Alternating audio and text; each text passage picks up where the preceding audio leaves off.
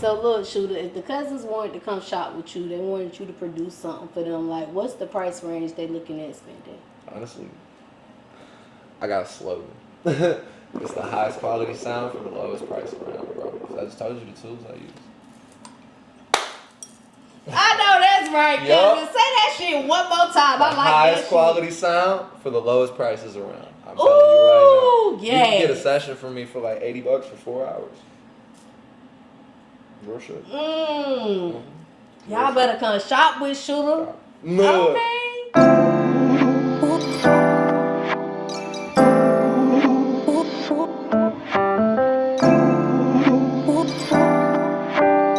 What's up, y'all? It's your girl, Goddess7, and this is Cuzn Tea Podcast, where I talk to minority entrepreneurs. I talk to creators of all genres, and we be talking about all the hot topics and whatever the fuck else come to our mind.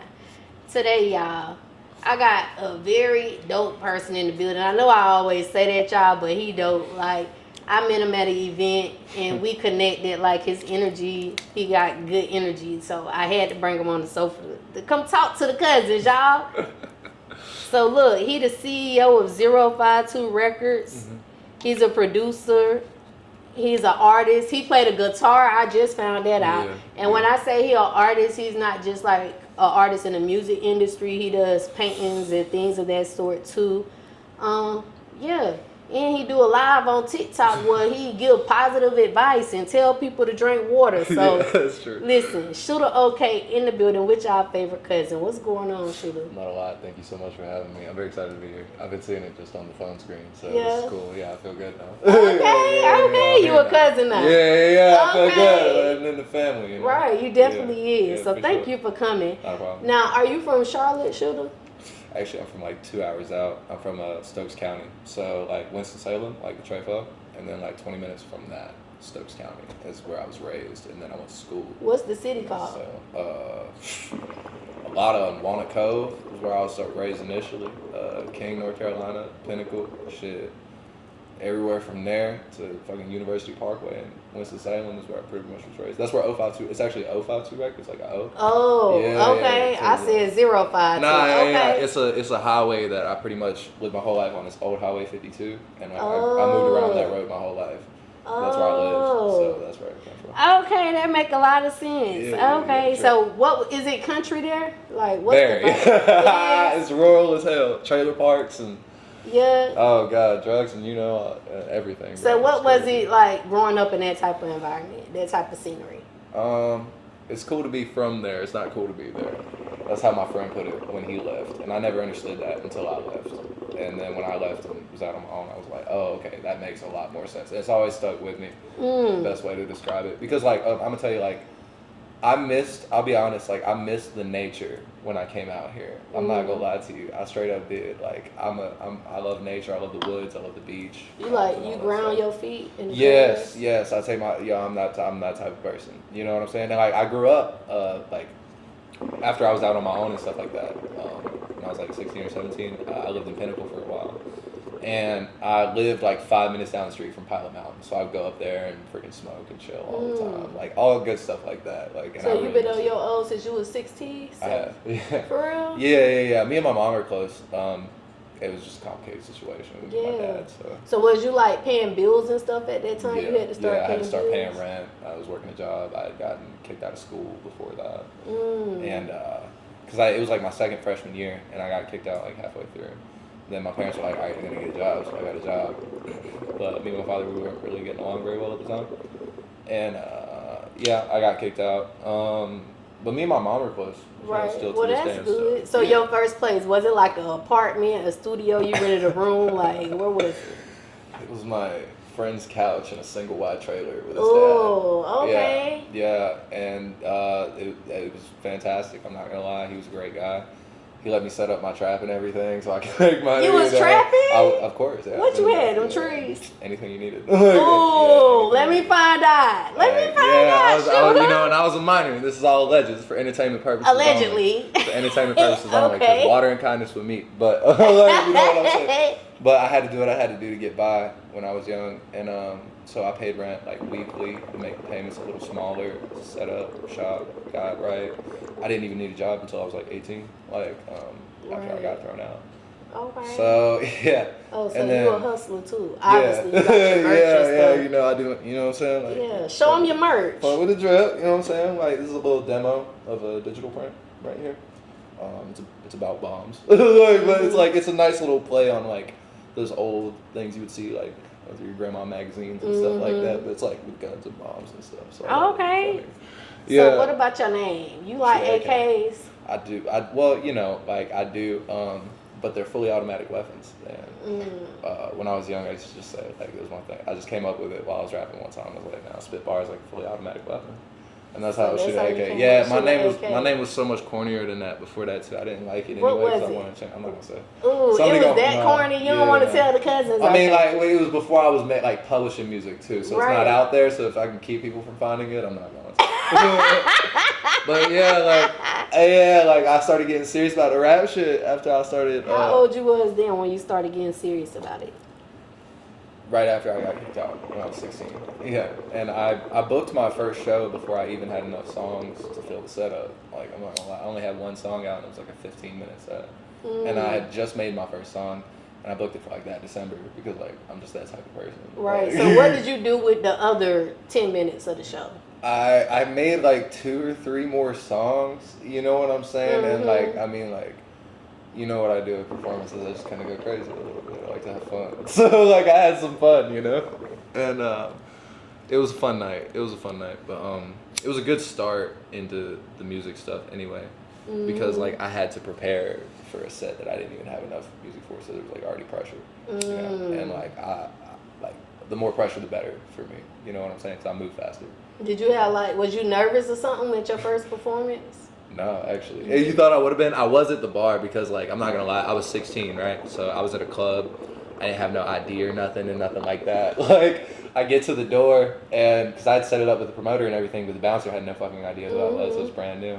And I was performing in a duo, actually. I rapped with somebody else. Right. So, like, we dropped everything together. So, he was old enough. He got in just fine. I tried to get in. I'm like, look, man, I don't have an ID, but I'm not 21. You know what I'm saying? Like, I just want to perform. Yeah, I'm just here to perform. He's like, nah, man, I'm not letting you in. He's giving me this hard-ass time. And I literally screamed over his shoulder and was like, yo, Ed, because that was the promoter's name. I was like, yo, Ed. And he come over and stop the DJ. He's like, nah, he's a good kid. You know what I mean? So like, you know, the only reason I was nervous was like, you know, I had that big ass like neon bracelet, the X on my hand. It looked dorky. You know what I'm saying? Like, do not sell him no. Yes, do not. bro. Did you graduate high school? Because you left at 16. Did you finish school? I didn't. You didn't? I didn't. Okay. No, I just got out and got straight to work. Yeah, it was really the best thing that could happen. Right. Because some of the wealthiest people didn't graduate high school. I mean, yeah, like, and that's something that kept me going all those years too. When I was like broke and like, or like damn near homeless and like didn't know what to do. It was like, you know what I'm saying? Like, I know I got a good idea. Like, I know I got something right. So like, it's just like day by day. It's gonna take off. Yeah, you know what I mean? And like, so that was something that kept me going a lot because like I'm not good at school. I really wasn't good at school. I tried my best though. You knew how to count that money though. You was good at math. Yeah, money and grams. Okay, so with your music, when I listen to your music, yes. Like I told you, it give me R&B and hip hop vibes. A lot of times I could be like, your music remind me of such and such, but when it comes to you, it don't remind me of nobody. So it remind me of Shoota, like it's like your own little thing. You know what I'm saying? Yes, what made you want to tap into like R&B, hip hop? Did you grow up on that type of music? I just love music so much. I got the treble clef on my face. That was one of my newer tattoos. It's funny you say that. Like that's one of my favorite fucking things to hear. Like I'm not gonna lie to you. That's one of my favorite things to hear because it lets me know that like I think I have something. I'm on the right track. Yeah, you stand out. Right, I'm on the right track at least to do something. So and you know like I'm trying to spread a little more positivity now than I was when I was young. This album, this single that I have right now, Too Much. It's just invoking a different reaction than I ever got from anything else I ever did. Which is the crazy part. Was that like your first hip hop song that you did, rap song? No. I've been rapping for a long time. My rap stuff was just a lot more angry before. It was a lot more, I was more upset with things, you know what I mean? Yeah. And it took a lot of stuff happening, basically, like a lot of like heartbreak. I'm not gonna lie to you, I used to be married. I was married. I got married. I got engaged when I was like 18. Got married when I was 21. Type of deal. How old you is that? 22. Oh, so y'all just got divorced. Yeah, and You got that evil eye. Must have caught something. it was the day. The bracelet. Yeah, my mother gave this to me actually. She knows about my personal spiritual journeys and stuff I've been going through. She's a real voodoo woman, like a real voodoo, like psychic. Like I almost got into a wreck one time, 3 a.m. What kind of voodoo she do? Santa Maria? I have no idea. You'd have to ask her because she's good at it. But like one time I almost got in a wreck at like 3 a.m. and she texted me, and this is well after I moved out. And she texted me random as fuck, 3 a.m. Hey, are you okay? Like I'm talking about send chills down my spine because I almost got like straight T-boned off the road. Wait, what kind of voodoo she be doing? She do voodoo or is she just like I don't know what spiritual? Like I mean, she's tapped in for real, But I couldn't explain it because I don't know it very well. I'm not gonna lie to you. Like I mean, like, do she put concoctions together or is it more so like she just tapped in with the energy force? She could tap into energy. She does her little rituals and stuff like that. I'm not sure how they go or what they do, but they're hers. You know what I mean? And they must work some type of way. That's probably why you standing out like that. Yeah, that's my mama. You know, I love my mama. Me and her so close. Okay. You know, but this album, like I said, like it's invoking a different reaction. Like sorry, we got off on a tangent there, but it's invoking a different reaction than anything else I ever did, which is a reaction that I wanted, you know what I mean, but I could never achieve. But you know, the thing about anger is like all that anger and stuff I was putting in the music and all this stuff, and all the anger everybody else is putting in this music, it's really just fear. You know, it's anxiety. It's like, you know, and overall, so like the day she left, bro, like the day my ex picked up her stuff and walked out and went to her new place to stay, like I was like a mess. I was a tragic wreck, dude. I'm talking about crying, snotting, all that. I was on the floor, bro. I was texting my friends like, bro, I don't think I'm gonna get through this. Like, I have no idea because we spent so much time together, and we had went through. Oh, you ain't got to tell them all. We're gonna talk about this more. Yeah. Help me understand these lyrics. Bet. So don't give them too much. He gonna give y'all the rest later. I'll give you the rest. We'll go bar for bar with that one. Right. I'll tell you how. Yeah. So look, when I met you, like I met you at an event. Yep. Then I saw you recently perform at another event. Mm-hmm. One thing about you cause you white, right? Yeah. Okay. Yeah. But you blend in with the black culture so well, like we gravitate towards you. You know what I'm saying? At the showcases, there's not a lot of people that look like you there. Not at those type of showcases, but they show you so much love. Yeah, they do. They do. It's awesome. They love so great. Like, can you get a cousin some tips on, let's say if it's some cousins watching, but they from another ethnicity group, but they into like, they trying to, you know, they want to rap, they want to get into R&B. Can you give them some tips about how they can blend in? Like what is it that you doing that make you blend in? I know, but they don't know. Can you give them some tips? All right. I'll give you 3. So the first one would be honest, brutally honest. I mean, are you broke? Rap about it. You know what I'm saying? Are you sad? Rap about it. Are you hurt? Sing about it. Like, just be honest. Like, don't try to impress anybody in the moment that you're making the song. You know, don't think about how it's going to be received. Just think about how it's going to make you feel when you're done. Second tip, I guess, is be absolutely forthcoming about who you are. You know, your standards, your morals, like what you value, what you care about, what you put your time into. And then third would be watch who you put so much energy into. Put all that energy into yourself. I know you've been putting energy into somebody else, and you know your capacity to do that. So put that into you. You know, you look for problems, you're gonna find problems. You look for opportunity, you're gonna pave a lane. Right. You know what I mean? Right. So I think that was a good tip, especially when like being your authentic self, because it don't matter who you is, where you from, what you look like. That's what people gonna connect to automatically. It don't matter your race. It don't matter your color. You gotta be yourself, because other than that, we're not gonna be connecting to your music. Right. You know you're not gonna have anything in common. Right. If you're not being authentic. Yep. And you're not gonna be able to touch anybody. You know what I'm saying? Like emotionally or anything impactfully. And then my biggest goal like is to be the most, like every time I perform, like, you know, like even if it's like on some chill shit or I'm on some like hype shit, whatever I'm doing.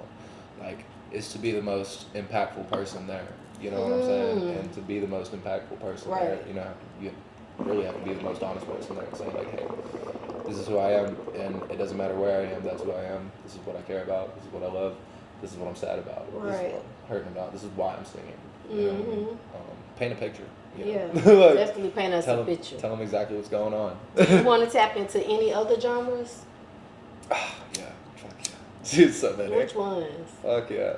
Dude, I love music. Like, so like I've done I did a heavy metal single one time. I played the guitar on it and, you know, like bass and all that good stuff. Was it like just music or was you like putting words to it? It was music. I screamed on it one time. One good time. Did? One really good time. Like, yeah. Something like that. Something like that, right? But with a little rhythm to it, you know what I mean? With a little motion to it, you know, and I did. But yeah, I did that one time. That was a lot of fun. Like, and I just love like metal music anyway. I mean, like metal music was my first passion, other than like, you know, like really old rap music that I would hear from like my brothers and stuff like that. What about pop? Would you ever tap into pop? You think? Oh, absolutely. I would country. Yeah, nope. No, why not country? I love a good country song. So I do too, and I'll tell you right now, big fan of Johnny Cash, big fan of Willie Nelson. I really am. But I know for a fact that I'm not as passionate about a hard country twang song as they are. Like you know, that 4, that 150. You know what I'm saying? Like, yeah, but like I'll get down with it. I'll go mudding and all that. But like, look how he changed his accent, y'all. But you know Shoota, what I'm saying? come back now. Yeah, I'll come right back to it. But no, really though, like I mean, like I'm down with it. It's cool shit. I mean, that's where I'm from and stuff like that. Yeah. But you know, it's like I like how you switched that up. Though. Yeah, You diverse. Yeah. You already know. I'm from the States. Right. I'm from the States. You ever thought about being an actor? I absolutely thought about being an actor, and I want to really bad. It's just I don't know how to get into that lane. So I've always planned. You don't. So look, let me tell you this. I interviewed a guest, and he done appeared in some stuff. I asked him how he started off. He said he just joined the group chat. Whoa. He joined the group chat like that was for actors. Yeah. And he said he put a comment in that chat and was like, "I've never acted before, but I'm looking to start. Just joined the group." And he said people just start hitting him up like, "Oh, you want to be in this? You want to be in that?" Wow. Yeah. Okay, real shit. You're gonna have to put me onto that. Yeah, because I've really been wanting to act. I just put you on. That's what you gotta do. Bro, He came on this sofa and dropped them Cuzns. I'm gonna need to talk to him though, for real, because like it's Bearded Chubb. You know Bearded Chubb? I don't. Well, he got a clothing brand out, and it's called Bearded Chubb. It's real popular here. Bearded that Chubb. shit bearded, because he got a beard. Bearded Chubb. Okay. Yeah, it's nice though. But yeah, I'm gonna send you his information later. Absolutely, yeah, I definitely gotta talk to him about that, because I thought about acting. Like, that was what I wanted to do when I was a kid, you know what I'm saying? And then I like saw a concert like on TV, you know what I mean? And like I just saw just everything happening on stage, and I was like 10 or 11. I was like, oh, that's it. Like, that's what I want to do. So it's like been this like itch, this drive, like, you know what I'm saying, like, the whole time. So look, Shoota, I ask everybody this: what do you say makes Shoota, AK, stand out from any other artist right now? What makes me stand out from any other artist right now? This where you pop your shit. I'd say my positivity. Honestly, I keep a positive attitude and energy pretty much anywhere I'm at. I don't let anything get me down. Right. I don't mean mug people or anything like that. I'm very open and friendly with people. Like, you're people filled with love. Yeah, I think people. It's weird because like I don't know, like, so like I get it, but like people made it very uncool to be friendly. You know what I'm saying? That's so lame to me. Right. I'm super friendly with everybody. Now look, with you being super friendly, being so loving, like, why do you think it is that it's hard for people to love you? Because your tattoo say hard to love. I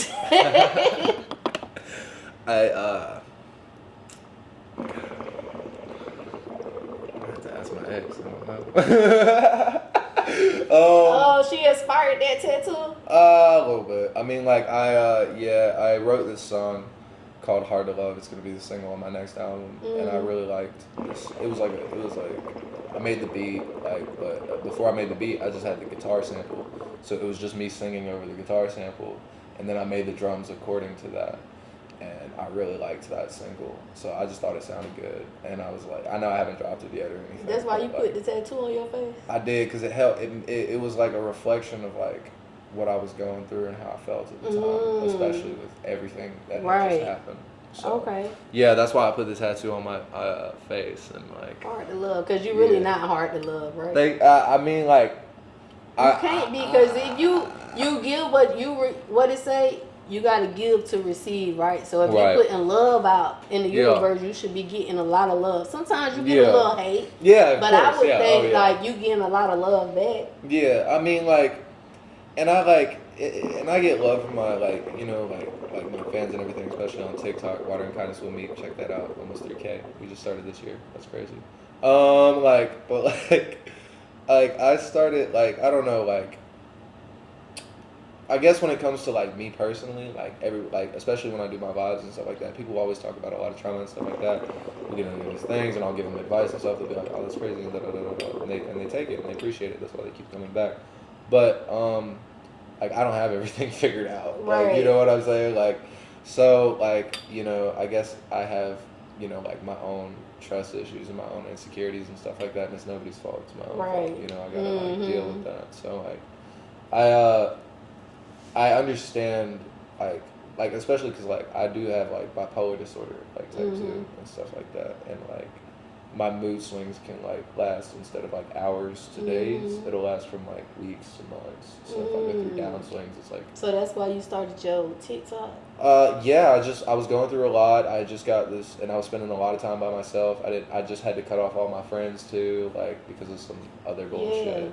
Like so I had no friends, like and I'm talking about people I know 12 years. You know what I'm saying? Like I couldn't even talk to them anymore because of how wrong they did. So it's like, alright, bro. So I just like I started like doing the TikTok thing because I was gathering a following because of the too much TikTok that I made anyway.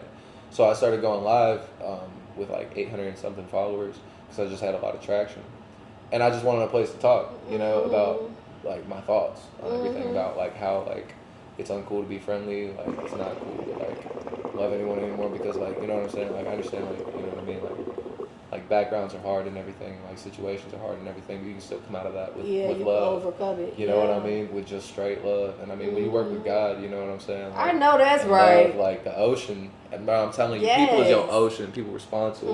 When you acting out of love, man, God looks out. So that's so true. I'm like super faithful in my religion. You know what I mean? And that's something that pulled me. Are you like Christian? I'm a Hindu. Hindu. Okay. Yeah.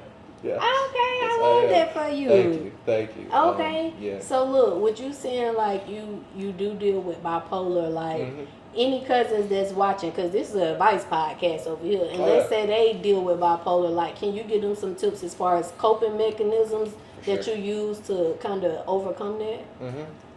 Yeah, I learned about it a lot. I was like 8 when I got diagnosed, and I used to take a lot of medication and stuff for it.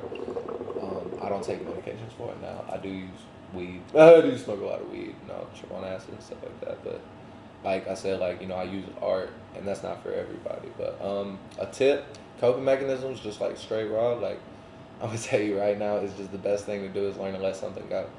Like just learn to let it go, because your mind start racing and you start overthinking, and your brain, like you know what I'm saying, you start coming up with all these scenarios and none of them are real. You're just freaking out. You're just imagining and seeing all these real things, and they feel real. Just let it go. Just like let it go. Wash your face with some cold water. Take deep breaths. Do some yoga. Stretch. Drink water. If you feel like the whole world hates you, feel like nobody's your friend anymore, and like you got some friends. You know what I'm saying? But like the shit will really tell you that. Like, you don't got no friends. Nobody give a fuck about you. And like you feel like that, just eat something. Like I'm telling you, so serious. Get your mind off of it. Yeah, eat something, bro. Like eat some food, like something that tastes good. Because then you're gonna be thinking like this food tastes good versus thinking that. And it that's do a good help. tip. It do help a lot. Like when you start taking care of yourself, and you start taking care of your surroundings, and you start taking care of like what you're putting in, and like what you're listening to, what you're watching on TV. When you start thinking about, because when you're bipolar, you're very sensitive, so you actually got to really be careful about all that type of stuff. It'll fuck up the way you think. When you start being real careful about all that stuff, You're gonna be Like good. everything won't be perfect, but you will feel like, wow, I'm a person that's worth taking care of. Yeah. Because I know myself. You know what I mean? Like you know what I'm saying? Like, you might not have the strictest routine in the world. I fucking don't. Like, I have no routine, but I still get the things I need to get done because I tell myself that I am a person that's worth taking care of, and I have to tell myself these things, and it works. It does work. Like. Yeah, All these that things. was some good advice, Shoota. Thank you. Yeah, Thank you. it definitely was. Learning process. Yeah. Learned a lot. And the fact that you took yourself off of the medicines and you learned how to cope with it, like I love that. I really do. Thank yeah. You. Thank you. So what do you love most about being an artist?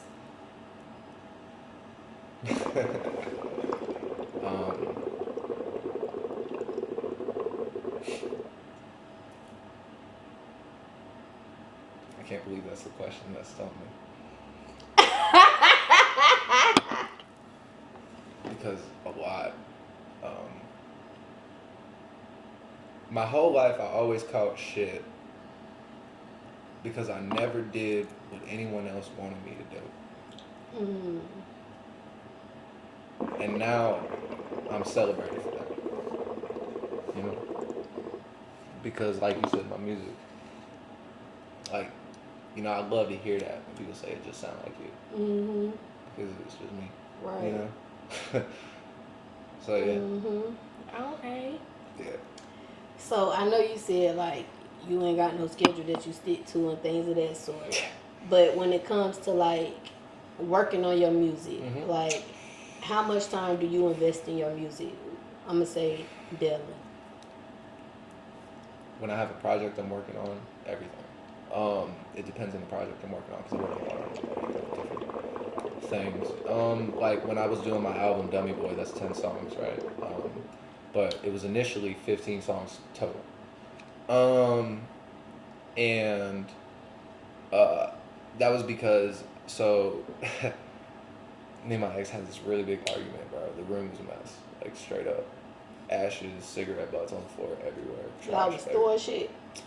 It was like that, bro. Like it was like y'all in there listening to that heavy metal shit well, she everywhere. was, you know what I'm saying? Like she was upset and like so she like threw the ashtray off a blanket and stuff like that, and I was like, oh, but like it wasn't like physical or nothing like that. She was just like expressing her anger. Yeah, So mind you, like this person I'm talking about, we're still on good terms. Like I texted her before. That's your ex-wife? Yeah, I texted her like before I did the interview. I was like, I'm about to do the interview. Like, you know what I'm saying? Like, so she's gonna see it and everything, but like, so don't think I'm like, oh. Yeah. You know what I'm saying? Like, but like it was a situation, so the room was a mess, and I was feeling really down, didn't want to clean it up, stuff like that. So I was sleeping on the couch because I just didn't want to deal with that. You know what I mean? Right then and there. And I set my mic. The day she came and picked up her stuff and all that stuff, I texted my friends and I said, bro, I just don't think I can fucking do this. And I was in a group chat with some people that I'm not really friends with now, but I was friends with at the time. And they just kind of gave me some like half-off advice, and they were like, write a lo-fi EP. And then my friend write a like lo-fi EP. Like lo-fi is like this little indie genre of music. Oh. Yeah. So they were like write a lo-fi EP, and then my other friend just said lo-fi and went to sleep. And so I was pretty much on my own. Like I'm like out of it. So I just set my microphone up on a bar stool, and I mounted it to the bar stool and set up the box that our bed came in with some blankets and stuff like that. And I recorded my whole album on the end of that bed, just cigarettes strewn everywhere and all, for like 15 days straight. Dang. And then, after, I didn't deal with it till after I'd finished recording all the songs. And then, I dealt with that and cleaned it up and stuff. Okay. Yeah, so, yeah. Hey cousins, it's your girl Goddess7, and listen, this commercial break is actually sponsored by me. Y'all make sure y'all go to Amazon and get this manifestation journal, 369 21-day manifestation journal. I'm gonna help you manifest all of your dreams, everything that you're inspiring. I'm gonna help you get there. I'm gonna guide you in this journal. Make sure y'all go check out Amazon Prime. The link is in the description. Go get your journal. Okay, so you into producing also. What made you get into the producing side of the music?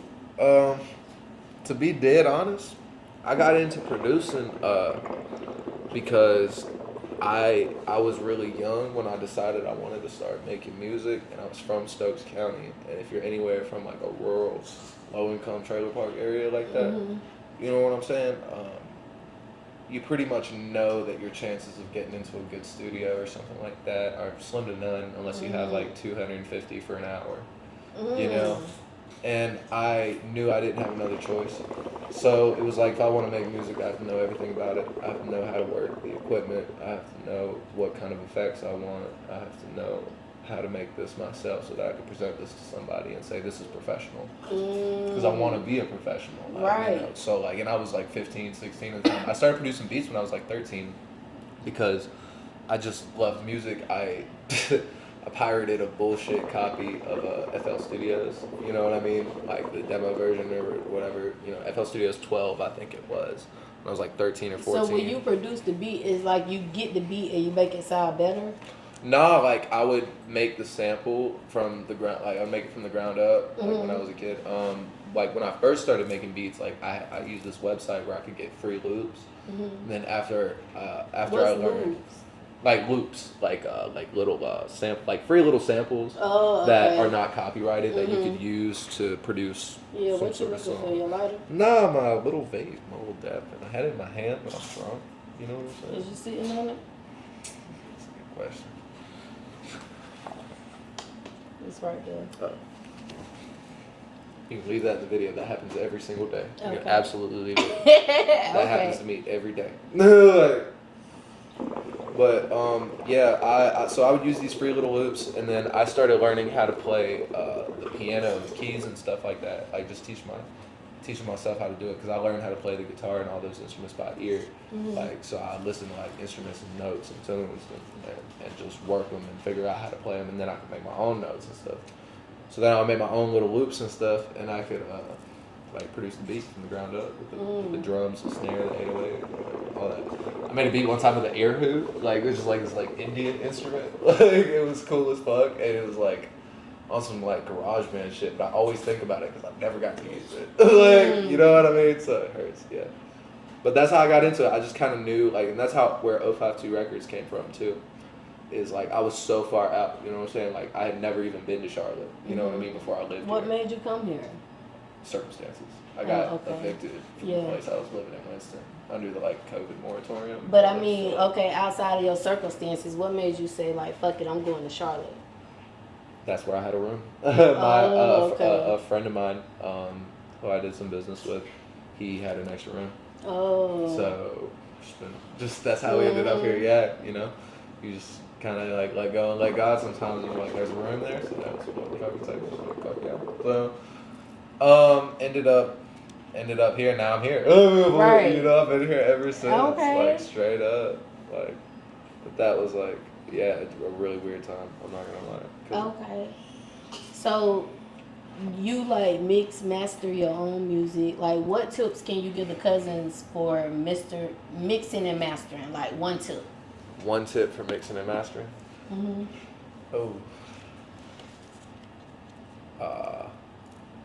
Be your own worst critic. Know when it's not good enough. Don't lie to yourself. Don't fucking lie to yourself. Don't sit there and lie to yourself and tell yourself that the preset that you threw on there with no edit and the volume way turned up on here, and you know what I mean? Like, don't sit there and tell yourself, but this is still a banger though. No, refine it. Take the time to be patient with the song. And sit there and mess with it, refine it, turn things down, turn things up, turn certain parts, you know what I mean? Like, mess with it. Actually get to know your song if you're producing it on your own. Just because it's a preset that worked for somebody else and they sent it to you like that, does not mean it's going to work for you. Right. Because your voice inflections are different. The way that you speak is different. So you can't use a preset with somebody else that worked perfect for them because it's not going to be perfect for you. So when you're sitting there and you're trying to figure out why is it not working, or like, you know, just don't lie to yourself. Don't listen to it so many times that you're like, this is a hit. Take a break from it if you get frustrated. Like after the first time they hear it ain't right, they should take a break. Right. Be patient with it. Listen to some music that you love, that you know is produced well because it's doing well out here. And you know, come back to it, and if it, you know, you're gonna notice what it actually sounds like as opposed to what. You know, Right, that's good. That was some good advice. Thank you. What about software? What's your favorite software to use when it comes to like your producing? That's a hilarious question. And I'll tell you why, because the software that I use is like so simple. Anybody can learn it. You can be 10 years old and learn how to use it. Like it's a website called Soundtrap. Okay, and the reason I started using that was because when I got kicked out of my house, I couldn't take my cracked FL Studios with me. It was on my computer. So I had to split, and I had to find some way to make music because I was already like messing with it already. By that point. I had to find some way to make music, and I started using Soundtrap to record and stuff. And like you know, when it's yours, when it's your tool, you know, you got to get it how you live. That's what somebody told me when I was young. Changed my life. You got to get it how you live. And when it's your tool, whether it's BandLab or Soundtrap or, you know, when you bring it to the table and you master your craft and you spend so much time with it, upload, just everything, like all the whole nine, it's going to sound professional because you put professional time into it. You put professional attention into it. So it's not going to matter how it sounds. Or it's not going to matter what you used to produce the sound because it sounds so good. Nobody asked me at my show what I used. Right, because I ain't never know this till tonight. I thought you like went somewhere and got your shit done. I never knew that. My manager thought the same thing. My manager asked me if I had been to the studio recently. I said I mixed and mastered everything I did. The studio's my bedroom. You know? Like, you know, and he signed me on the spot. So like, you know, like he just like, when you spend enough time to be a professional, you know what I'm saying? You're going to get professional quality work out of yourself. You just got to be driven. And you got to be determined. You know what I mean? It doesn't matter the circumstances that you're going through. Like, I mean, when I made the song that I'm promoting now and everybody likes to listen to now, I had nothing. I had nothing. I had a pair of pajama pants with a hole in them. And, you know what I mean? Like no money, no fucking motion, no studio setup, no friends. Right. No nothing. You just did that shit and made it happen. Yeah. I just said exactly what was going on. And I was get it how you live. Get it how you live. And I was actually really nervous about it because I had never sang anything in my entire life, like ever. I'd always rapped really aggressively, really hard, you know what I mean? Like hype music. Even if it was sad, it was still aggressive, you know what I mean? Or if it was down tempo, I guess. It wasn't as honest, I guess, as it is now, you know what I mean? Like, it was honest for the time when I made it, you know, my old music and stuff like that. But, you know, at that moment, what I wanted to get up there and... Right. Absolutely not. Man, I'm hurt. So I sang something. I sang a little something for him, and I was nervous, so I had to send it to my friends. And I sent it to somebody who I'd known for like almost 15 years. And I told them to call me after they listened to it. And they listened to it. And he wasn't calling me back for a minute, because I listened to it at the same time that I sent it to him. So because I knew how long my song was, 2 minutes, 30 seconds. So, you know what I'm saying? I want to be expecting the call. You know what I mean? So, I listened to it at the same time because I'm still reviewing it and shit like that. And he wasn't calling me. I called him, bro was in fucking tears. Like, crying. Like, straight up crying. He was like, fuck. Like, speechless. Like, you know what I mean? I'd never, ever done anything like that before. And I knew then, like, that the trick was to be, you know, not just aggressive, but dead honest. Right. You know what I mean? Like, dead fucking honest. And from the next 14 days, the next 2 weeks, I was dead honest about everything. I told and now you've been dead honest ever since. Yeah. Right. Yeah, I had to, especially because, like, you know, I told you, like, after I moved and everything, man, there wasn't no motion when I moved cities. You think anybody's coming up from Winston in the Detroit for anything? You got to build a whole new, Yeah, I had to start a brand new. But that shit feel good though when you could go somewhere and start that shit over from ground up and you get that love and that support and you elevating. That's an amazing feeling. It really is. God is good. I swear, all the fucking time. Yeah, it definitely is. I'm telling you. So look, Shoota, if the Cuzns wanted to come shop with you, they wanted you to produce something for them, like what's the price range they looking at spending? Honestly, I got a slogan. It's the highest quality sound for the lowest price around, bro. I just told you the tools I use. I know that's right, Yup. Cuzn. Say that shit one more time. The I like highest that quality sound for the lowest prices around. I'm telling you Ooh, right now. You can get a yes. session from me for like $80 for 4 hours. Real shit. shit. Y'all better come shop with Shoota. No. Okay. I produce from my house. I tell you what the setup looked like. Yeah. But you know what the music sound like. And I got a portfolio. I've been producing people for a while. You know what I'm saying? Since I got to the city. That was one of the first ways I started making money when I got here. Yeah. Producing local rappers. Yeah. So, what would you say makes a producer a great producer? What makes them a great at what they're doing? The confidence to give a rapper advice even if you don't know. The confidence to ask a rapper, are you sure that's the take? You sure that's how you want it to sound? I don't think it sounds the way you want it to sound. You got to be honest, man, because you're putting your name on it. A lot of the producers in the city, and I understand it. I'm not judging anybody, bro. You know what I'm saying? I'm not judging no producer. It's no shade. Everybody got to get it back. But they will charge you like $250 an hour, and then throw you a deal for like 4 hours. It's gonna be like $550 or some shit like that. You know what I mean? And then they'll just throw a preset on everything you're good with. They're good with. Like, you know what I mean? That's just lame to me. Like I'm the type of person like I have to sign my name onto it, and I'm going to mix it when you leave. It's not going to be ready to mix when you walk out the door. It's going to be ready tomorrow or the day after, because I'm spending the whole day or 2 days listening to it over and over again, like making sure that shit is exactly what you want.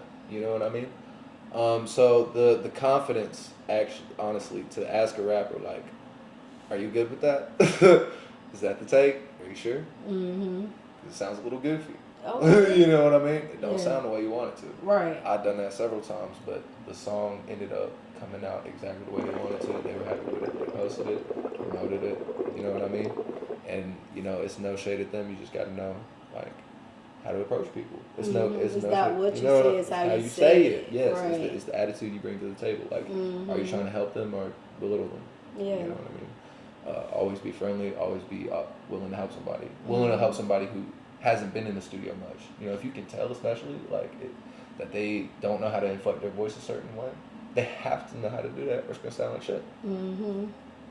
Flat out. You know what I mean? So, yeah, confidence and definitely a passion for the craft to make sure you know you got to sign your name to it. Right. And people are gonna be knowing you produced that, Yeah. you know, and you worked with them.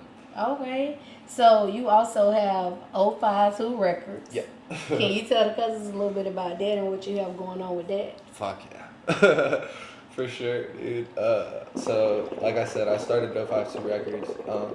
It's more a brand than anything. It sounds like a record company or something like that. Like I still have the licensing to the branding and all that good stuff, and like that's in the works right now and everything. Like, so that's exciting. But in terms of like the merch and everything, like 052 Records, like I said, I just started it. It was my it was the road I grew up on my whole life. It runs all through Stokes County, like the whole way through. Like I lived on it in Walnut Cove, I lived on it in Pinnacle. I lived, you know what I'm saying? That was the road. So that's where I got the name and everything. And like this is part of like I said, this one I'm wearing right here with all the bombs and stuff like that. Cool shit. Like this is part of a demo job I did. This is a digital print too. I do a lot of digital prints. But I'm dropping the whole thing on like the website very soon. I'm getting the domain name and everything. Like I figured out, I gotta get the domain name. Yeah. So I'm getting 052records.com up and running like really, really soon. And then that's where I'm going to be able to drop merch officially with like a Shopify account and all that good fucking stuff. Instead of just people hitting me up on TikTok or my Instagram DMs and they're like, how do I purchase your stuff? And I'm like, well, just tell me what you want and I'll print it and then I'll send it to you. Right. You know what I mean? Right. And then you cash out me. Right. It'll be a lot more official. Okay. Yeah. Okay. Yeah, so that's what's going on. But yeah, make sure like everything you see in the Instagram and TikToks is I made it. I fucking made it. Okay. So when 052 get a little more established, do you see yourself like bringing other artists onto the label? I do. And the thing is, like, I tried that with some people, and I learned a lot with that situation because I don't have anybody on there right now. There's actually one guy. He's actually a really good person if he wanted to do some serious work right now because he was a part of the whole group back a year ago before we split. I would still work with him. He just moved, so it's circumstances really from him. But if he got serious and wanted to buckle down, yeah, I would still work with him. But absolutely, I would add more artists on the 052. I actually want to add more artists on the 052 right now because I want it to be like a real, like, collective of just people that fuck with each other, repost each other. Right, different genres. Yeah, You gonna have you a metal, a hard rock metal? I had everything. I had anything. You know what I'm saying? Like, if I sit here and I drink with you and I vibe with you, you a country 52, artist on bro. there? I don't need no country. No, you just my homie, dog. Just That's homie. all it's about. Okay, That's and you all it's singing about. this country music. So Yeah, you come on do your thing. Right. Live alone. Yeah. Do what you gotta do, bro. Like, I'm sitting here, I'm jamming, bro. Like, okay. having a good time, yeah. Okay. So let's talk a little bit about management. Of course. Switch it up a little bit. Yeah. So on April, because you know I had to do my little research and stuff. April of this year, on one of your posts, you said, just fired my manager, looking for a new one. Oh, shit, you did the research. Right. Oh, that's tough. Right. Why you fired the manager? What happened? I fired him on Easter Sunday. Ooh! Yes, I did. Not on the day they said the Lord rose again. I did, and I would do it again. I would do it again, too. What was some of the things that... Because the cousins might need to know. They might not never had a manager before, Shoota. And they about to get them one. Like, get them some advice like, what's some shit that's going to get a manager fired? All right. You know what's going to get a manager fired? Listen, it's inconsistency overall. Any sort of inconsistency from me, you're going to get fired. You ain't getting nothing from me. You ain't getting no work from me. You ain't getting no percentage, nothing. So, I knew this guy. And I was a fan of these two artists from the town that I was doing shows in initially, which was like Greenwich and stuff like that. And they're very good artists, very talented. I fuck with them a lot. They're very cool people. Their cousin was like managing them at some point, or maybe still is, and he wanted to manage me. But from the jump, I got the feeling that he only wanted to manage me because he saw there was potential, right? Mm-hmm. But he wasn't giving me the motion. Mm-hmm. So he wants to be my manager. He's talking about printing merch and all this and that. We're doing all this cool stuff, right? Right? He prints like one T-shirt for himself to wear, like, right, or whatever the fuck. I was like, okay, because I was already printing my own. I've got all my designs, whatever. So. Long story short, honestly, he booked a show for me in this, like, how do I put this diplomatically? Very middle of nowhere area where there was nothing going on. I mean, this was smaller than where I came from. And I was like, that's small. Yeah, God and dang. that's small. I'm telling you right now. So I was like, when I just was driving through the fucking main street to get to the little hole in the wall venue, I was looking at it and I was telling my friend, I was like, man, like, this shit is like a horror movie, bro. Like, this is a real, there's like nobody on the street, nothing's open and shit like that. And then all of a sudden there's just these few cars lined up out this side of this hole in the wall. Like, I get in there, man, bro. I'm like a real perfectionist, like, about my craft. I'm not gonna lie to you. So it tends to make me irritable when people do stupid shit. I'm sorry, I'm gonna say it right now. Like, it does make me irritable when people do dumb shit, and I'm very like I'm real. You know what I mean? Like, sensitive about what I do. I'm an image, you know what I'm saying? I'm professional. You know what I mean? So I get to the venue. First thing that happens pisses me the fuck off. The bouncer, like, puts his straight up hand on my chest. He's like, whoa, where are you going? He looked at me like I'm out of place. Like, he didn't even know the fuck I was coming. All right, first of all, I'm the only white guy showing up right now. Right. Like, with face tattoos. You know what I'm saying? Like, I know you knew I was coming. Like, right. Or you should have known. Right. Okay, but it's not your fault. I said, yo, you know what I'm saying? Like, but that irritates me when people don't even expect me and you book a show. All right, so whatever. So I give him my ID and all that, make sure I'm of age to be there and all this good stuff. Fucking venue promoter of the event, right? Mm-hmm. I wouldn't even call it an event because they had a karaoke machine in there that they was trying to rap off of. What? I'm telling you right now. Not when we about to have a real show. Hold on, what y'all doing karaoke? Karaoke mics, bro. I'm telling you, like, I'm like no reverb, no bass. Like, it was just like rough, dude, like a rough sound, right? And I'm doing too much. Yeah, that's some shit that'll get your ass fired. Yeah, okay, so I did. Yeah, I mean, it's shit equipment, and then the dude's like, okay, it's such and such to get in. I said, what? I said, cause my manager ain't saying nothing about her. Yeah. Like, so I'm like, what you mean it's such and such to get in? Like, you know Trevor, like, that's my man. Just blanket. Like, that's my, like, I don't give a fuck. Fuck you, Trevor. Like, I don't give a fuck. Like, no, that shit. Don't give a fuck, cause that shit was That fucked shit up, pissed Trevor. me off, bro. That shit was pissed fucked me up, off. cause They didn't tell nobody tell me nothing about paying to Yeah. get in the door to perform, right? So I'm like, this is news to me. Nah, I didn't pay shit. He's like, all right, come in. So I come in anyway. I play the show and shit. And I'm telling you, like, I just told you the equipment, bro. I'm talking about my voice sounding horrible. Yo, the crowd still liked me. They were really nice. Like, they were actually really nice for what there was a crowd. It was really just people that were there to drink a beer. And there just so happened to be a show going on. So the only other people that were giving a fuck about the show was, like, other artists waiting to go up, whatever the fuck. And I'm like, this is such a fucking crackpot ass event. Like, you know what I mean? Like, Yeah. So I did it. My manager doesn't even show up the whole time because he tells me he's gonna show up. Tells me he's gonna be there. Bro does not show up the whole fucking time. Like, I'm blowing his ass up. He's not answering me this, that, and fucking third. Bro, I didn't even know it was Easter Sunday.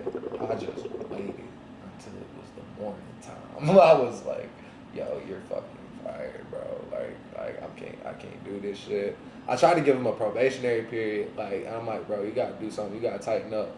But then honestly, I was just like, nah, I ain't with all this bullshit, bro. So like, whatever, bro. Like, you know what I'm saying? Like, that's fucked up, Trevor. Yeah, so That's fucked up. Do it one more time for Trevor. Fuck you, Trevor. That was fucked up. that shit was fucked up. Yeah. So let's talk a little bit about performances. Got some dope performances. Love them performances. I know where But we got to talk about this shit. I know where this is going. Because the cousins want to know. I know. So look, when you be performing, at the end of your performances, you drop the mic, you done flip the table over. What that be about, cousin? Like, what be inspiring that type of situation? Like, what make you say Shoota, close out with a bang? Like, what it be? All right. Okay. Okay. I'll tell you right now.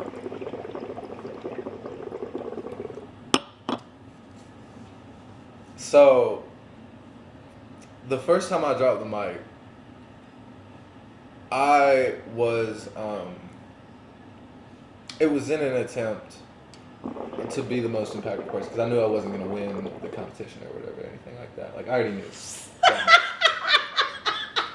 So I got to go out with a bang. Yeah.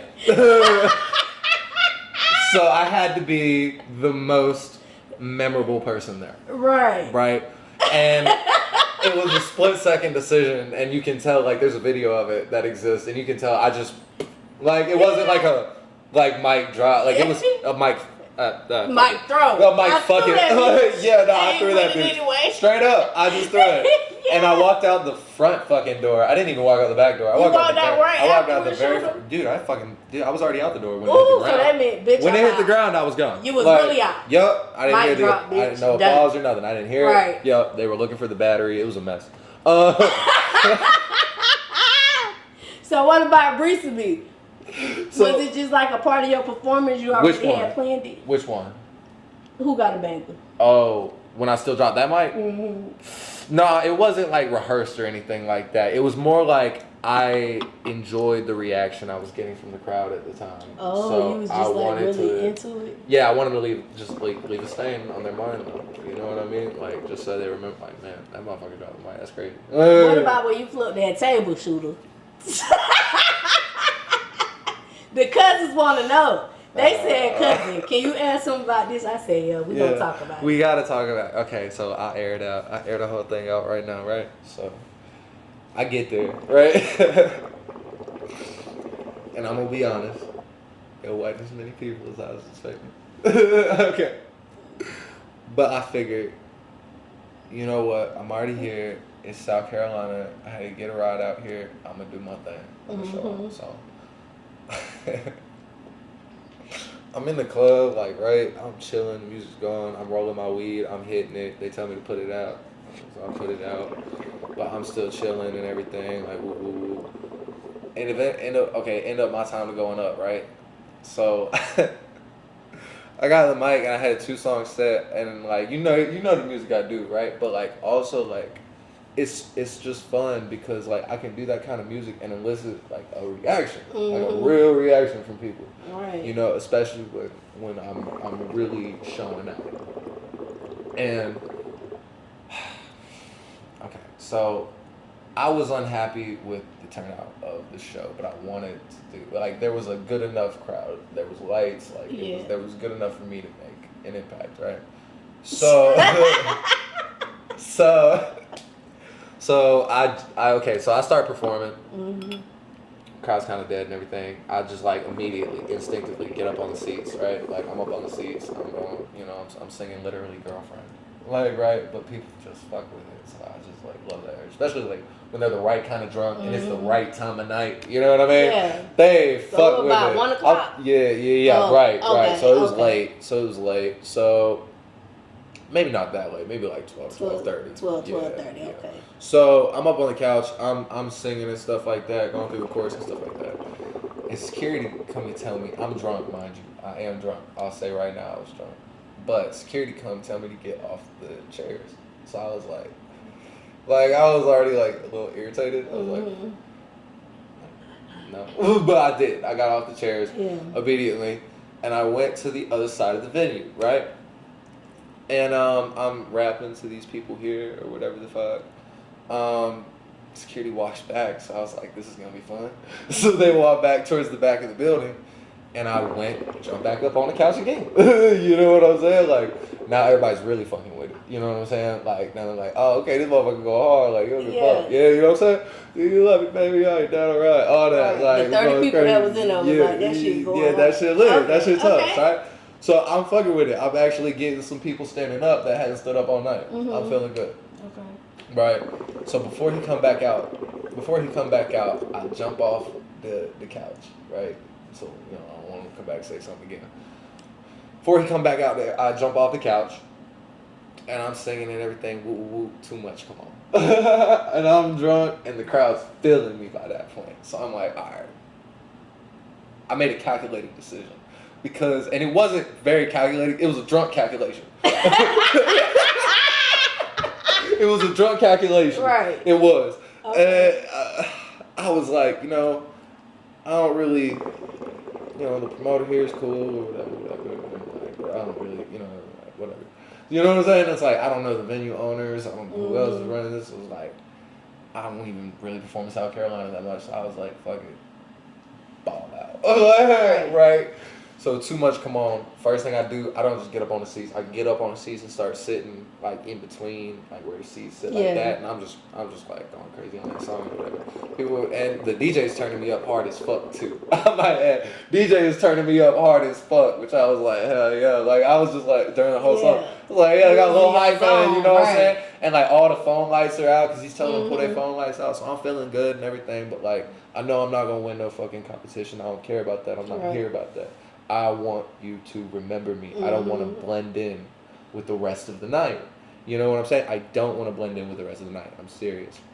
Like so I want to be impactful. So I'm sitting on top of the thing and stuff like that. I come around and I start standing on the cushions right up against the wall of the back wall, right? Where there's like a booth and stuff like that, and there's people sitting there and stuff like that. So I'm standing right next to them, basically, where they're sitting and everything, and they're enjoying the show. They got their phone, which was cute. They're in the booth, but they still got their phones out. I was like, appreciate that. Like, so the chorus was about to drop. You know, she say this, you know, I mean, it was right about to drop. You know what I'm saying? I never really liked to lie. It was my goddamn mind. It was just like, I don't know these people. Doesn't really matter if I ever come back to Blue Olive Lounge because like I was thinking on bigger scale. You know what I'm saying? I was thinking on bigger terms. I want to be impactful. So it was like, whatever. If I get banned from the Blue Olive Lounge, I get banned. Like so. And to be dead honest, this was a calculated move. I'm dead honest. Yeah. So the hook drops. I hit the light kind of to be an asshole. What's up, y'all? It's your girl Goddess 7, and this episode is sponsored by a couple different sponsors. So y'all already know I had to shout them all out. First of all, y'all, I gotta shout out Robinson Hustle 8, cause guess what? They branding us over here. Y'all see these cute little glasses that I be drinking out of? Hold on, let me take a sip. Y'all see this? Y'all see this right here? Y'all see this cute little liquor ice bucket, whatever you want to call it? They made all of that. So if you're looking for some custom shit, make sure y'all go shop with Robinson Hustle 8. They customize all your needs. I can't forget about Q3 Designs and Things. They're also a sponsor of Cuzn podcast, and they're a branding company for us. They made us these cute little shirts, y'all. Y'all like this shit? Y'all see this? Look, you need some custom shit for your business, go shop with Q3 Designs and Things, because they're going to get y'all right. They're going to get y'all everything that y'all need. I also cannot forget about Geminiih hookah, because they keep me smoking good on every motherfucking episode, y'all. Y'all see this hookah? They sponsored that for us. They did some other sponsorship, but most importantly, y'all, they got them hookahs, and y'all know I love hookahs. Look, y'all, hold on.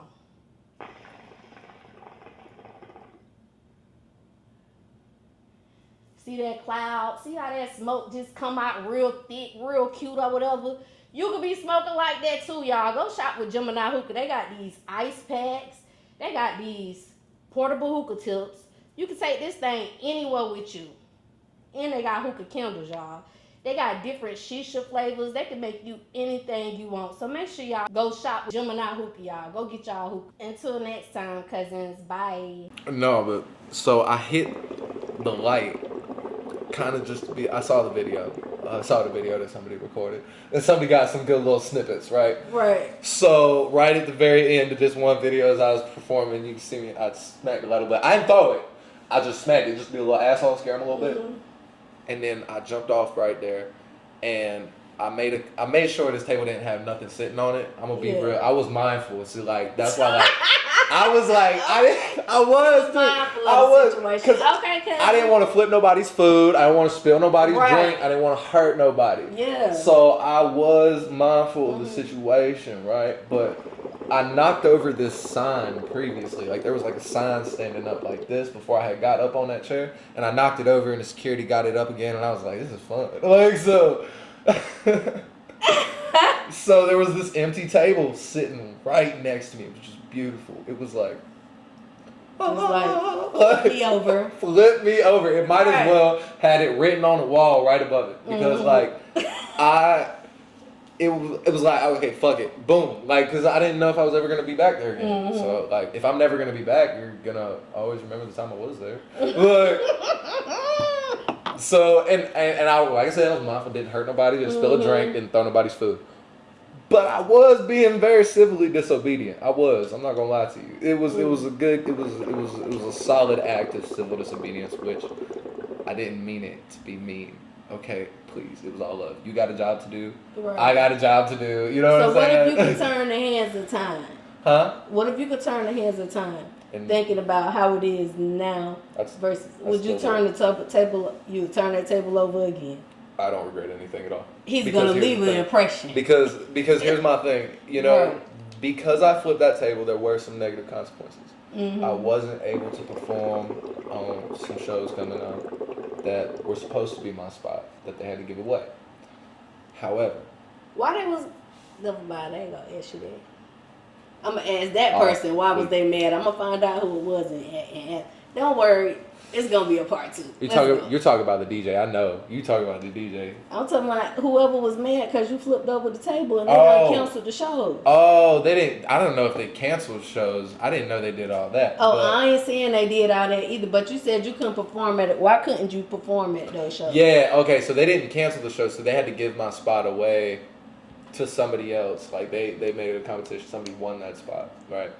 Oh, somebody won the spot. Right, but it was supposed to be my spot. But they weren't rocking with me because of the whole table flip incident and everything. And I was a little bit hurt about it when I first heard that was the case. Was the club owner mad or the promoter was mad? No, the promoter wasn't as mad or anything like that. I mean, it was more so the owner. Yeah, they definitely banned me. Mm-hmm. They said some things to me, And I'm like a little bit offended, but I get it because they was hurt, and I was like, listen, my bad. I was just trying to, you know what I'm saying, turn up.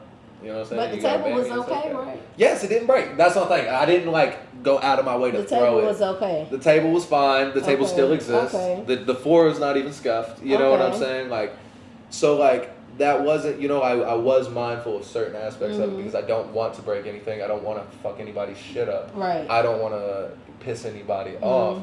But it's about how the audience remembers me. Like they have a job to do, of course. You know, totally. Right. But I also have a job to do. Right. And you know, I do take it very seriously. I get it. Yeah, so Y'all got it right here first, Take- cousin. yep. He gonna leave a goddamn impression, and you know that. and it's gonna happen. And you know that. Okay. Yep. Okay. Mhm. So we about to do help me understand these lyrics. Love it. Okay. Yeah. So you just help the cousins understand what you was talking about. I'm gonna go over some of your lyrics and you know just help us understand a little bit more. Absolutely. Okay, so let's talk about your single that's out right now, Too Much. What was the inspiration behind that? Because like I told you when I seen you at the event the other day, like, and I seen you perform, that song reminds me of Heartbreak. And I, like, who broke your heart? What happened with that? So, the whole thing kind of was really serendipitous. Like I said, I was like tore up. You know what I mean? Like I was down and out. So I set up on the end of the bed and everything, and I started looking for beats. Really, like that's a YouTube beat. So I pulled that beat straight from YouTube. So, yeah, like that was a tough ass song for me to get through. Because she had just left. She had just packed her stuff and everything. The reason we broke up, like I said, was just because, you know, things weren't moving forward. It was driving her crazy. It was driving me crazy. Especially in terms of music and stuff like that. Like nothing was happening for me for real outside of my little studio appointments here and there. You know, nothing was happening with no job or anything like that. Nobody was like getting promoted or anything like that. It was like we spent a lot, and I mean a lot of time together in survival mode. And that definitely makes you close with a person in a way that you can't put into words because you see each other at some of your worst moments ever. Like, you know what I mean? You've seen each other like, you know what I'm saying, like just break. Yeah. You know what I mean? And just had nothing but each other. I'm talking about had no food, nothing to eat, no cigarettes, no weed. I'm talking about you got. But the tough times, like, it caused a hardship on the relationship to where it made the relationship end. It was more like, neither one of us were prepared for the amount of damage that we took. You know what I'm saying? It was like sending a canoe out to it's sea like put a lot of in the stress on Atlantic y'all. Ocean. Yeah. Like it's gonna flip over eventually. Yeah. You know what I'm saying? I get But we were holding on really tight for like a while. You know, and we were just holding on to that in the middle of a fucking storm as long as we could. What your neck tattoo say? This right here? Yeah. This says GDY. It stands for Good Die Young. May 30th. That's the date. 2020. It was the first Black Lives Matter march after George Floyd had died. That year. That's why the heart black? Yeah, I wrote on my sign "America Sucks" with a KKK. Oh. And put a black heart next to it. Yeah. And I'm talking about it was a really, really impactful event. That particular first one, we marched for like 2 weeks, but something that bothered me, the marches kept getting weaker and weaker. Everybody kind of started losing steam. But that first one was intense, man. I'm talking about oceans of people, and I'm talking about just seeing the police do things that are fucking flat out disgusting. Like, you know what I mean? It's well known. I do not fuck with police. Like it was, but it was like watching them do shit that was fucked up, like in my face. Fuck Greensboro PD and Winston-Salem and all them. Like fuck Charlotte PD, fuck all them. But like it was inhumane, dog. Like the way that they treated some of those people. Because we were just marching. I was there. Like there was no violence, there was no aggression, there was nothing happening. I'm talking about we marched 4 miles. Right. You know what I'm saying? So look, even though we off subject, because I still want to talk a little bit about you want to know about the tattoo? No, about the police. Yeah. Because you said that was a bad experience for you, like in Winston-Salem, Greensboro, and then you said Charlotte PD too. Do you think, like, which one you think is worse as far as like chances of harassing you? Like Winston-Salem and Greensboro. Because they are very small towns. And they don't have a lot to do after 9:30, 10 o'clock in the afternoon, at night, in the evening. They really don't. So I've been pulling out of a neighborhood before, and I'm talking about going the speed limit. I'm talking about going the actual speed limit. Watching a cop bust a whole U-turn because like, you know what I'm saying? Because he ain't got shit to do. Right, because he ain't got nothing. There's nobody else on the road. Right. So I'm talking about I just drove by you going the speed limit. You know what I mean? And all of a sudden there's blue lights. Yeah. Yeah.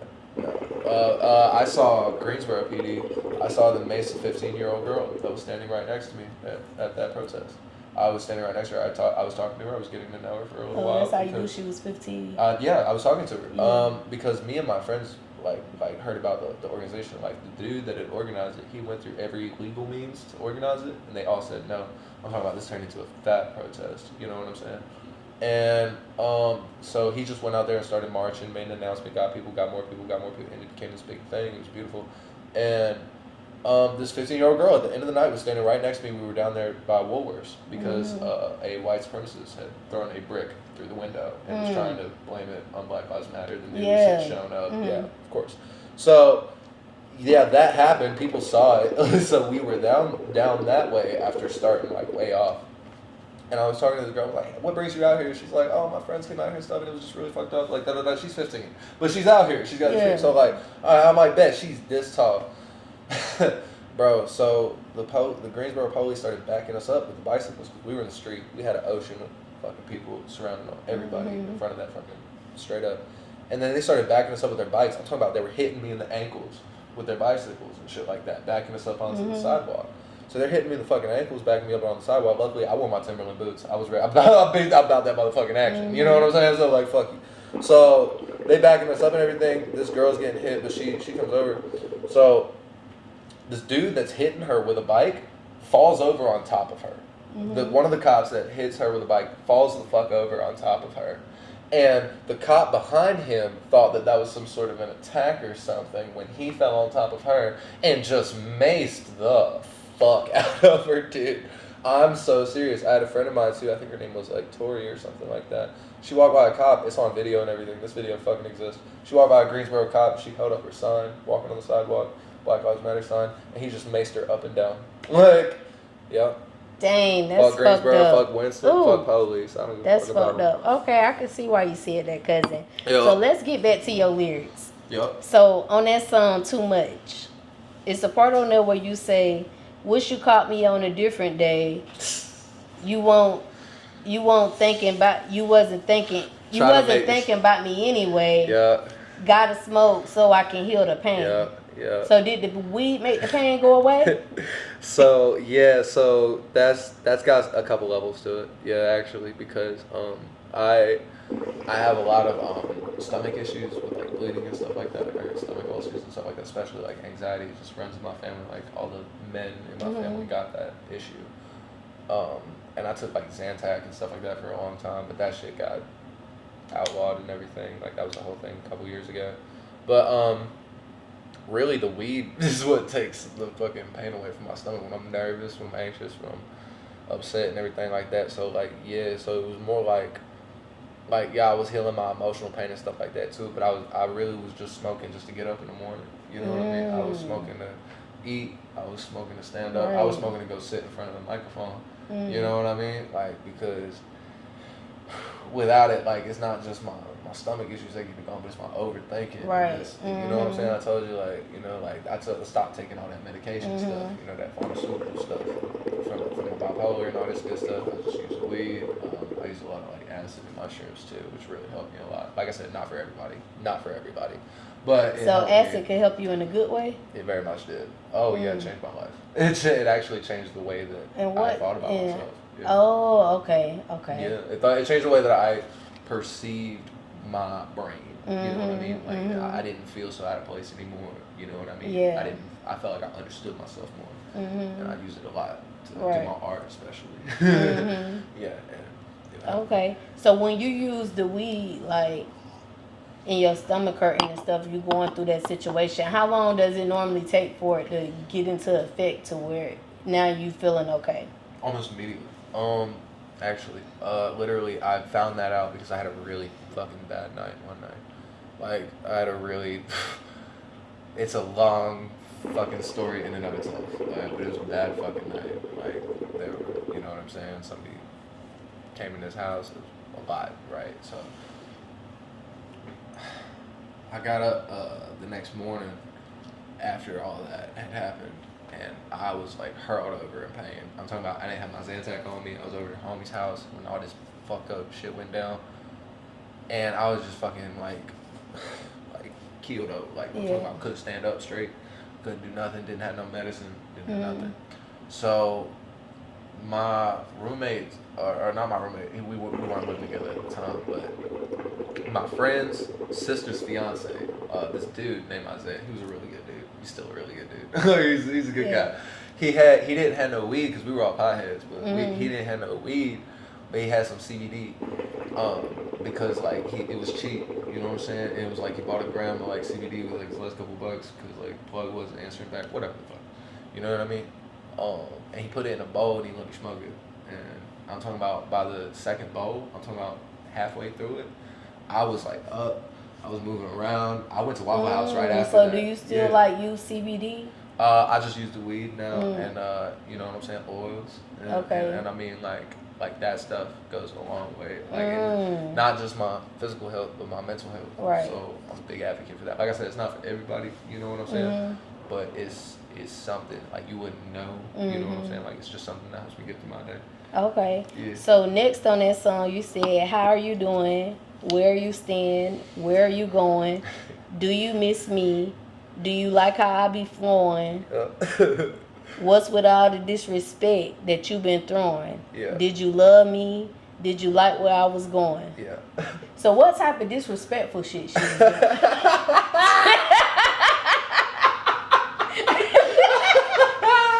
What? Yeah, we Let gonna the get cousins messy. know, cuz. I'll let you know. I'll spill the tea. I'm here, and you know what I'm saying. I got that honesty juice in me. You know what I'm saying. Let me I'm drink a feeling little more too. Nah, here, I'll take a little more. Cheers. Let me get it. All right. Okay. All right. Like I said, we're still on good terms. Okay. So like, all right. So basically, it got to a point. How do I explain it? It's complicated. So when you was going through a situation like we was going through, where we were in survival mode for so long, you know what I'm saying? Like just trying to do anything like we couldn't think about getting by because we couldn't think about getting ahead because we were just trying to get by. You know what I'm saying? Now I can think about getting ahead. She's getting ahead too, and I'm really proud of her for everything she's doing too. Like I should mention that, like she's doing some big shit for herself. You know what I mean? But like we could not think about getting ahead because we were just trying to get by, and that was tough. That was tough as fuck. So it gets to a point where you start. It don't matter like how much you love each other. You know what I'm saying? You live together. Like you know what I'm saying. You're going through this tough ass fucking time, and neither one of you can really do shit about it. But you're doing the best you can. You know what I'm saying? You're doing the best you can with what you got. Cousin, what she did that was disrespectful. Now get to it. Tell us. The cousins want to know. I'm telling you. I'm telling you right now. So like we would get. It just got to a point where. Whenever she got off work, I was nervous. You know what I'm saying? Like, whenever she was coming home, because she worked during the day. You know what I'm saying? So, like, whenever she was going to come home, I would be nervous. Yeah. Because I would know that something happened at work that is probably fucking upset her. And now we're going to argue about something for hours that has nothing to do with the actual root of the problem. Right. And I have to get to the root of the problem. And that was kind of really exhausting. Yeah. You know what I'm saying? Because like I try to look at everything very logically, very spiritually, very religiously. You know what I'm saying? And like I'm very devout. You know what I'm saying? So like try to apply logic to everything and be like, okay, look, we can talk about this, but then like you live with somebody so long, they know how to push your buttons. Yeah. They know what's going to make you tick. Yeah, she knew the right buttons to push. I get it. And I'm talking about it would be like to the point where we want to argue because we're interacting, you know what I mean? And like, you know, at least it's exciting. We're doing something. Right. You know what I mean? Because nothing was fucking happening. Because they say that arguments make the best, you know what? Grown folk shit. And it did. and it does. But that doesn't make it right. That doesn't make it. So look, Shoota, when you say, did you love me? Did you like it? Like where I was going? Oh, yeah. Did you love me? Did you like where I was going? Yep. Like, where was you going? What was your, like, where did you see the future for that relationship? Honestly, so when I said, did you love me? Did you like where I was going? I feel like a lot of people that I interact with, you know, outside of normal circumstances, like the grocery store, fucking work or something like that. Mm-hmm. Like, I feel like my interactions with people who know about the music and they know about, oh, I'll be doing this or I'll be doing that. My interactions with them,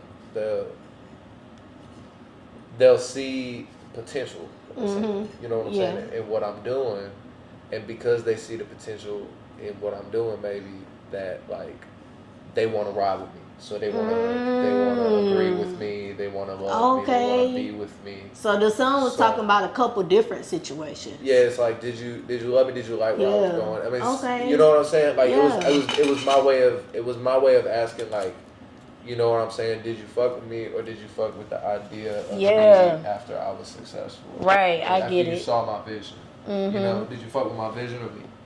Right. Okay. So you also say, I do the cooking, get some food up in your stomach, and maybe you can cook the breakfast in the morning. Yep. Okay. Yep. Would you say like cooking for your girl is like one of your love languages? It is, yeah, because I love to cook and I never really have a bad reaction when I like, because I like, you know, I really like to throw down and I like to season everything myself. I like to make everything from scratch. I like to, like, you know what I'm saying? What's your favorite meal to cook? From scratch. Shit. Vegetarian or pescatarian? Either way, your favorite one. Alright. I got 3 actually. No, 2. Alright, so my first one will go pescatarian. So like I like to do a fried tilapia, real good, you know what I'm saying? Mm-hmm. Put some cheese on it, put a little bun and everything, make a sandwich out of that. Ooh, fried fish sandwich. Yeah. Ooh, what you have? Grits or fries? Oh, I grits. Grits with cheese in it. With cheese. Ooh, that shit cheese be without hitting. grits, like peanut butter no jelly. Yes. You can't have no grits without no cheese. Right. Yes, okay. that's what I be Okay. doing. So like soul foods a lot, like for real. And then I make you know, I don't eat meat. I just eat the fish. But when I'm not eating fish, you know what I'm saying? I'll eat like, you know, a lot of vegetables. So I make black bean burgers from scratch. Homemade black bean burgers. Ooh, they be thin or thick? Thick, big burgers. Oh yeah, big burgers. But do it give us like that meaty texture Yes, when all we my eat friends it, or approve. beanie texture? Everybody I fed it to approves. Everybody, I'm talking about people that eat meat. So we don't. Do you mix it with something else to give it a more meatier texture? No, I don't even go for. It just comes out that way for real. See, what I do is I'll bake the beans in the oven about 10 minutes, dry them out. You know what I'm saying? After I dry them out, scrape them up with a fork in a bowl and everything, like straight up. Yeah. And then after I do that, mix the cheese in there, all that good shit, and then like salt, pepper, all your house seasonings and all that. So you don't use mushrooms, walnuts, and nothing to give it like a meaty texture? No, but I'll do. I'm gonna have to taste this black bean burger. I will make it for you. And I'm gonna come back with a review, cousin. We're gonna put it on film. Yeah, no, I will make it for you. I gotta taste this because I ain't never taste one. I only taste one that didn't taste like. I ain't gonna say taste because it tastes good, but when I bit into it, it still had like the mushiness from the bean texture. No, that's not so much. But I taste the thin one, and that one had more of like a meaty texture. That's why I asked you that. I hear you. No, mine is not like none of that bean texture, none of that. Do you like bell peppers and red onions? Love them. You do? You like spicy sauce? I'll try it. Do you like mild sauce? I like mild and spicy. All right, but I don't know about on a burger. I'm telling you, you ain't never had nothing like it. You ain't never had nothing like it. Put me on to some shit then, Shoota. I never got a bad review. Okay. Okay. Now sauce can be optional. What about the seasonings? Because you know sometimes they say white people can't season. But I don't know. Listen, I know the stereotype. You know the stereotype. I grew up with, you know what I'm saying? Right. Like, I grew up where I grew up, and I know how to cook for my mama. What kind of seasons mama be using? We talking about salt, pepper, oregano. We talking about garlic powder, garlic salt, onion powder, lemon pepper. We talking about everything, especially when I do the fish. Chili powder. Old Bay. On top of all that, anytime Old Bay. Old Bay good. Anytime a good time all day. You know what I'm saying? Yeah. You know, I'm telling you, when I'm running low on something, I use some Old Bay. I'm telling you right now. Either a pinch or a teaspoon or a spoonful. It don't matter. It don't matter.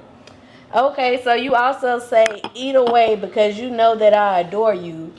Yep. I keep it pushing because I made a promise for you. Yeah. So when Shoota AK adores a woman, like what does that look like? Like when you in the mode to where like I really adore you, like what that shit look like? Shit. That's so like I'm talking about flowers, handwritten letters, like all that good stuff. Like I mean, like that's what the some letter personal say? shit. Roses are red, violets No, are blue. I'm talking about like Shoota just AK like, and I'm fucking with you. you got it so no, it'd be like some shit like okay, okay, it'd be like some shit like man, like it's been a long ass day. You had to work first shift, I had to work second shift, so Right. I'm at work and I'm on a sticky note right now, but Right. I'm thinking about you. Yeah, You know what I'm saying? yeah, I Or get some that shit shit. like that. We would go back and forth with things like that. Mhm. You know what I'm saying? That wasn't just me. Like that was Yeah, actually, okay. You know, we would go back and forth with like intimate gestures like that, like our favorite snacks. You know what I'm saying? Like, definitely get each other our favorite snacks, like especially like after a tough argument or something like that. You know what I'm saying? Just Yeah, okay. shit like that, like and like You know, like Netflix and chill? I mean, like, you know what I'm saying? After an argument, you know, you take that shower and everything. Yeah, we don't calm down now. They Yeah, turn on that looking Netflix. good. You look good. You know what I'm saying? We in the shower, you should wash them up, right? Ooh, so look, speaking of they look good now, Shoota. Are you single right now? I am.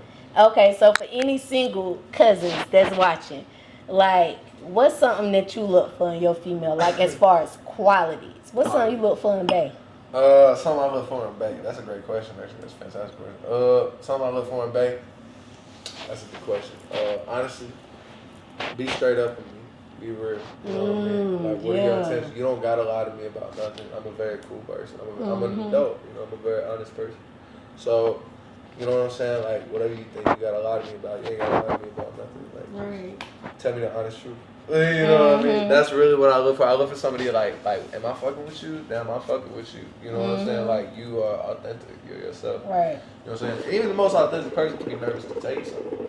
You know what I mean? Even the most, like, you know what I'm saying? Like, authentic person you ever meet, they can still be nervous to tell you some shit if they fuck up or some shit like that, or they do something that they think might make you upset. Of course. But, like, you know, still, like, keep it peak. Like, I look for, she's kind of a thug, you know what I'm saying? Like, keep it peak. Keep like, that be shit real. peak. Okay, I like that shit, Shoota. Okay, so Too Much, the album we just went over the lyrics, that dropped October 2023. We can the cousins expect something else from Shoota because we ready. So the full album, Dummy Boy, is out right now, which I dropped January this year. As soon as the year started, I dropped that album. That's why you got that in your bio where it say Dummy Boy with the that's the name of the emoji. album. Yeah. Oh, it says it okay. on my T-shirt. If you look at the other tracks and stuff, it says Dummy Boy across my Okay, T-shirt. so you already just dropped something. Okay. Yeah. So I dropped the little Dummy Boy at the beginning of this year and everything, and you know, real shit. I'm gonna just keep pushing Too Much until I drop Hard to Love. You know what I'm saying? We'll see what happens. Well, so when can the cousins be expecting Hard to Love? Probably the beginning of next year, probably before my birthday. Okay, like so that's something we can expect for next year. Yeah, I'm not gonna drop the whole album, but I will drop Hard to Love beginning of next year. Just you know, keep the motion rolling. Okay. You know what I'm saying? So, what's the obstacle that you had to overcome on your music journey, and how did you overcome that obstacle? That's a great question. That's actually a fantastic question. A lot. I'm talking about 100,000. From little to big, but probably determination, discipline. Is I think before, when I was younger, when I was like 16, 17, 18, 19, like no matter what I was doing, I wasn't as disciplined as I am now. And I mean, I wanted what I wanted. You know what I'm saying? And it took me, like, you know what I'm saying? When I was a young man, I was against everything. You know what I'm saying? Like, being disciplined ain't cool. That stupid shit. Right.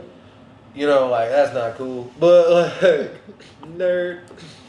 So, I guess, like, learning the discipline, and just, like, that was the biggest obstacle I think I had to overcome, was, like, I had to understand, like, if I want this, I have to work my ass, because I'm coming from somewhere. Don't no one give a damn. Don't nobody know my name. Don't nobody care where I'm at. Don't nobody care if I'm alive or dead. Like, you know what I'm saying? Like, it was coming from a standpoint of I could die right now and no one would know. You know what I mean? Like, I get it. So you overcame it by like working harder. yeah. Going full Yeah, force. and just applying, like, just learning work ethic. Everything I did was work ethic. Okay. What about your ultimate goal? What's your ultimate goal when it comes to like everything you? And these set of questions I ask every guest because I be wanting to know. The cousins want to know now, Shoota. Yeah. What's your ultimate goal when it comes to everything that you got going on as far as the music industry? You ever seen Scarface? That nigga went out with some cocaine and guns. You remember what he said? You remember what he said to his said? little nephew or whatever? He said, he was in the car, they were driving. He said, "What do you want?" He said, "Me? I want what's coming to me." He said, "What's that?" "The world, Chico. And everything in it." Okay. And everything I in it. remember that part now. Okay. Yeah. Okay. That's what I want. Ultimate goal, the world and everything in it. And everything in Okay.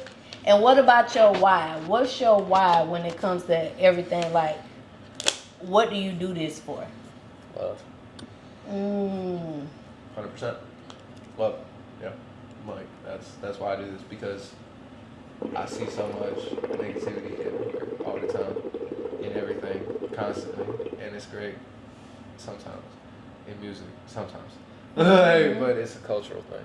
Okay. It used to be cool to love. It used to be cool to be outside. You know. Now it's not cool to be outside. You know. Why it ain't cool to be outside? You might die. Oh.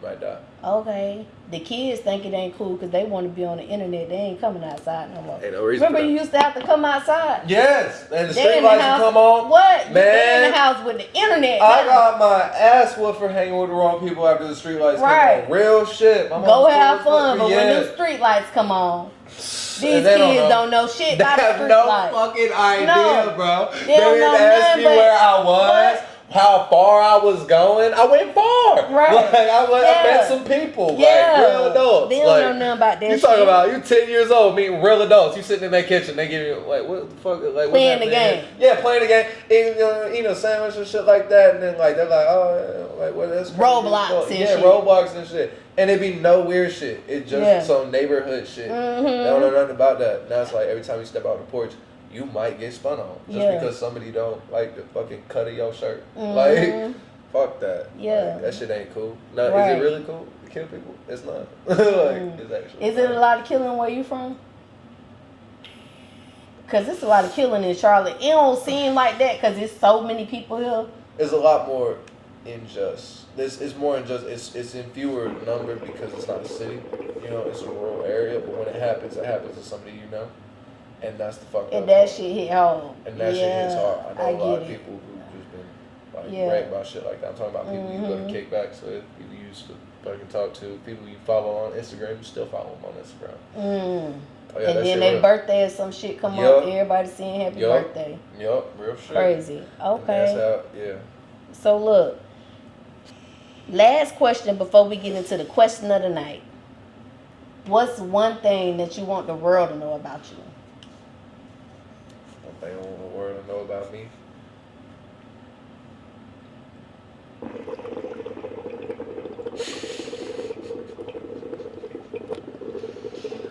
I couldn't give a fuck what anybody thinks. Oh, and you leave it a oppression. If that means flip a motherfucking table over, Flip the motherfucker. he might just have to flip that table over, cousins.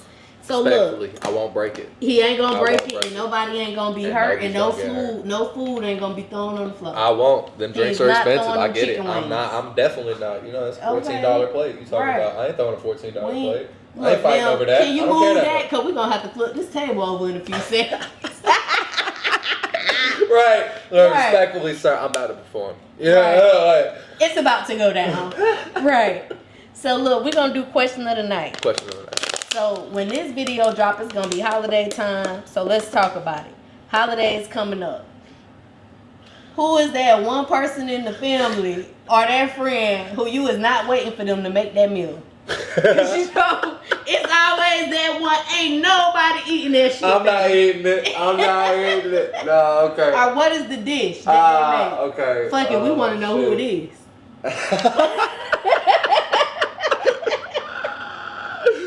Oh my god. Okay. Alright, a little background information. My mom takes care of a lot of kids. So I got a lot of legitimate siblings. I got a lot of adopted siblings. I got a lot of siblings that grew up with us and took care of my mama that ain't legitimately adopted. But they Right. you know what I'm saying? Shit. I ain't gonna lie to you, Swan. One of my adopted siblings got a brother. He had a baby with this girl. And she white as fuck. Anything she bring, I ain't eating it. I ain't gonna say no Potato name. salad with cranberries. I don't even want to talk about it, bro. Like, anything she eating, bro, I'm not bringing What it, she bro. brought last year? I don't even know. I don't remember. I wasn't there. I didn't go. I showed up for Christmas to see my mom. To see my mom, I showed Get 'em up. out. Wait, No. what's one meal you hope Before she I don't was bring? busy. One meal I hope she don't bring. Anything with some damn mushrooms. Oh my god, she got a mushroom thing. She be like, "Oh, try this shit." She Some plant mushrooms. based. Nah, she ain't plant based, but she know I am. So she always trying different things, and I never want to tell her no. So I always do what she give me. You know what I'm saying? I raised in the Yeah. South, so I give what my mama Yeah. give me. You know what I'm saying? I'm not gonna be a dick about it. You know. Yeah. But anything with some damn mushrooms, bro, I ain't gonna lie to you, Swim. Or fucking peas. I can't stand them bitches. And I'm not gonna sit there and I'm not gonna act like some peas is good just because you didn't. Right. put So that- you say this the brother girlfriend? I ain't dealing with that. Oh, sister-in-law. Yeah. We ain't eating that shit Nah, this they year. ain't eating that shit. All right, Shooter. Let the cousins know where they can find you at. You can find me at Shoota AK, Shoota underscore AK SHOOTA underscore AK on Instagram or on TikTok. That's just Shoota AK, no underscore. And then if you just look up Shoota AK with the dollar sign On Google. on Google, my fault. You'll find the album streaming on Dummy Boy. All right, and we smoking real gas out here. That's why I'm fucked up. Real gas. That's why he Real keep gas. coughing, y'all. My bad. Look. You know what I'm saying? It's all in the lungs. It's hard. It's a hard day's night. You know? Look, right. So look, y'all, Shooter about to go perform, and we about to get up out of here. Y'all already know who I am. It's your girl, Goddess 7. Until next time, cousins. Bye. What's going on? It's your boy Shoota AK, bro. That fucking, you know what I'm saying, interview I just did, that shit was lit. Y'all need to go ahead and pull up on CUZN podcast, get you something to drink, sit down, tell your story real quick, man. This shit was dope. I ain't gonna lie to you, son. I'm gonna definitely be back soon. Anytime they invite me, I'm pulling up. You already know that. 052 Records, V12 Entertainment. You already know what the fuck going on. This shit was real, bro. Be safe out here.